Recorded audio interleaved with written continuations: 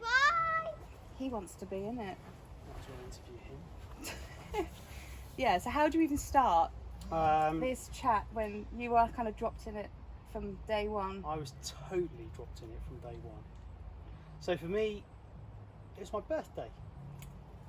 Ginny, my wife, announced at Christmas that she bought me a Christmas present, and you thought it'd be like a nice I watch. I'd given her a long list of lovely things I really, really wanted. A new boat. I was there, and what did I get? Ginny had signed me up to 3 months with Abbie. Who is she? I thought I looked all right. I didn't think I needed anything. Yes, how I'd rude. just pushed over 40. You know, I was doing okay. And the reality was that I probably wasn't. But your wife didn't feel the same way. She had other plans. She definitely looked at me and said, well, you're getting a bit podgy round the middle. And I think it was probably more the not wanting that 40-year-old with that sort of starts getting that middle-age spread and starts getting lazy. And if we're going to do anything, well, actually now's a good time to get on top of this and sort it out. So, obviously we spent 3 lovely months together. We did. And it was intense. Ginny, on my part. Yeah, you did really well. And I think no, it was I brilliant. think the thing was with you almost at a point exceeded Jenny's expectations to a point where she became slightly, oh my God, how comes it's working so well for you? And yeah. you know, and we had to sort of like, you know, think about, you know, the difference in the anatomies between male and female. And it was very challenging to do it as a couple, but also very good for both of you to support one another. Yeah, very much so. I think, you know, obviously it meant that at certain points I was allowed to eat more carbs and really carb it up. And of course Ginny was there going, but why is, you know, I was eating more carbs but I was still losing weight. And I think that, yeah, everyone's different. But it was quite funny at certain points where I was literally scoffing crumpets in the middle afternoon and obviously he was lifting weights whilst he was doing this, and you were building an extreme amount of muscle, and which could be seen very clearly in your arms, in your back and your legs, which just goes to show that you have a particular type of muscle fibre that builds very quickly, and we were just going a little bit too quick. I think at one point, so you've sort of taken a little bit of a sort of chill time over. I have taken a bit of chill time. So we obviously did the 3 months. We're up another 3 or so months beyond that now. And we did carry on, or I carried on quite intensely, and probably got to a point where I was probably a bit too focused on it for the first sort of couple of months. And now I think I've reached sort of a nice plateau where I've sort of got into a rhythm of working it out. I probably got to a point where I became very toned, and actually just had to realise that maybe I'm in my 40s and that's probably not how it should be. So that's just backed off a little bit, and that's a personal choice thing. And I think now in a really comfortable place. It's great now. Yeah, it's nice because I think the difference, whereas rewind 6 months, you didn't really have the control over things, and I'm not saying that I'm teaching anything that nobody already knows. Balanced eating and good training will get you what you want, but it's developing the mindset and having the ability to get into a rhythm and a routine, which I think was a real big challenge. And credit to Ginny, from day one she was very organised. She had things planned out. I mean, she's a lawyer. She's a lawyer, she's a lawyer. So 6-minute slots for everything. Yeah, everything was just very regimented. Absolutely everything. And that's the key to anybody wanting to achieve any success with their nutrition and their fitness, just like yourself and Ginny did. And it's the organisation first and foremost, and the mindset. It was the mindset, and I think that initially it was that, well, I don't know how I'm going to fit that in. I haven't got the time to do this, as well as the full-time day job, the kids, dropping the kids at school, picking them up, and you sort of look at your current lifestyle as you currently have it and think, well, how can I do anything more? What time did you get up? So I used to get up, well, I used to cut it as late as I could. So I used to be getting up at 7:05, kids up, and they, you know, pretty ruthless. Like, it's all set up the night before. Nothing had changed on that front, but it was sort of kids going to school at 10 to 8. And all I was starting to do was actually get up at 6:25. So get up 40 minutes or so earlier than I was. And actually, if you're focused, it's just get up and get on with it.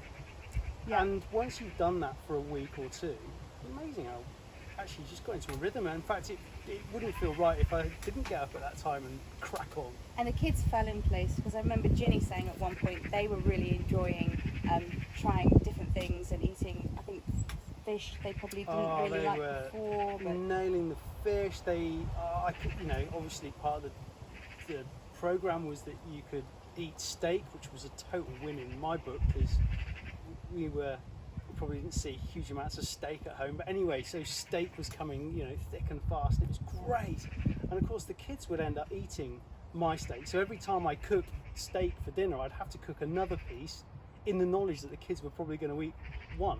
Ginny has a slightly different sort of diet outlook than you. I think sometimes she was a bit more pescatarian, and I remember Ginny was in London and she was in a meeting, and it rolled into an evening affair.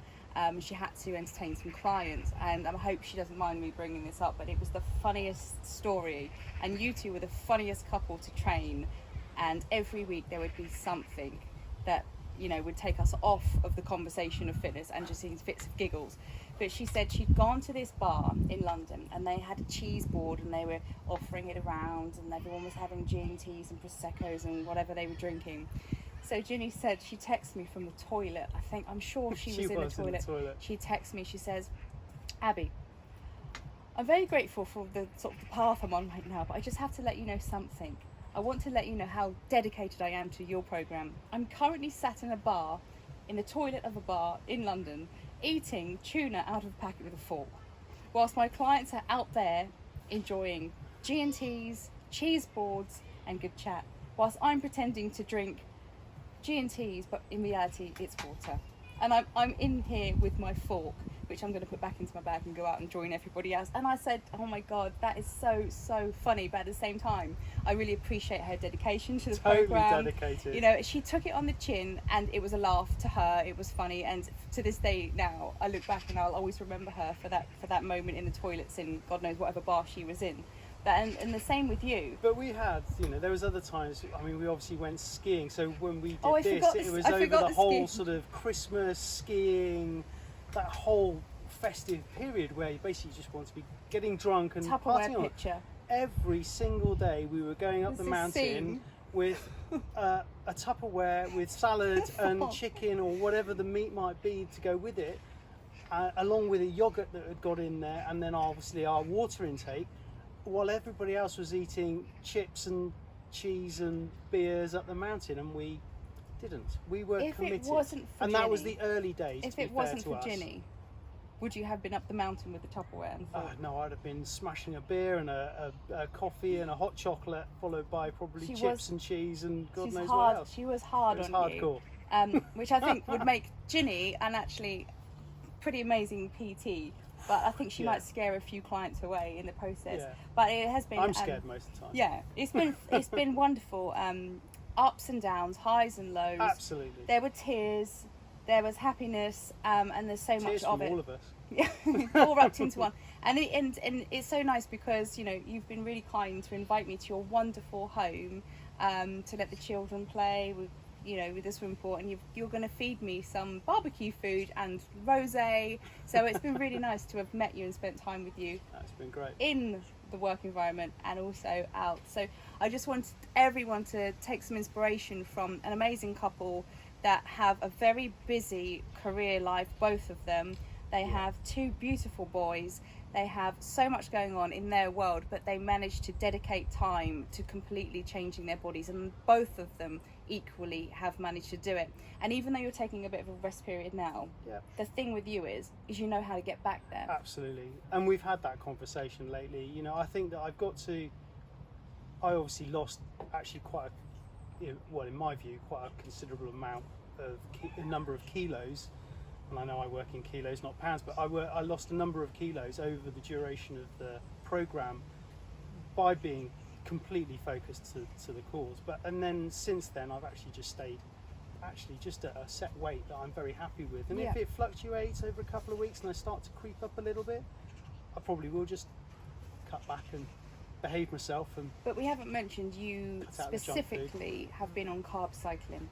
Yeah. So this is how you did it: high, medium, low days, rotating just like that, and then adding in a proper structured training program. Yeah. Yeah. And I think carb cycling for me is something I'll never look back on, because I really enjoy my carb, can't speak, give me too much wine, high carb days. Because high carb days, I'll say, for days like this when I'm socialising. Absolutely. If yeah. I'm Hard sticking go, to it, I don't live by this rule for every single day, but it's nice to know you can jump back in when it's time and just take some time out. So thank you for trusting me with your bodies and amusing.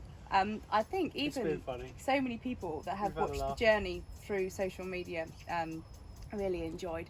There is one picture I keep saved, and it's special to me, and it's a picture of you and Ginny, and with your permission I will probably share it within this video, probably right about now. I know exactly which one that is.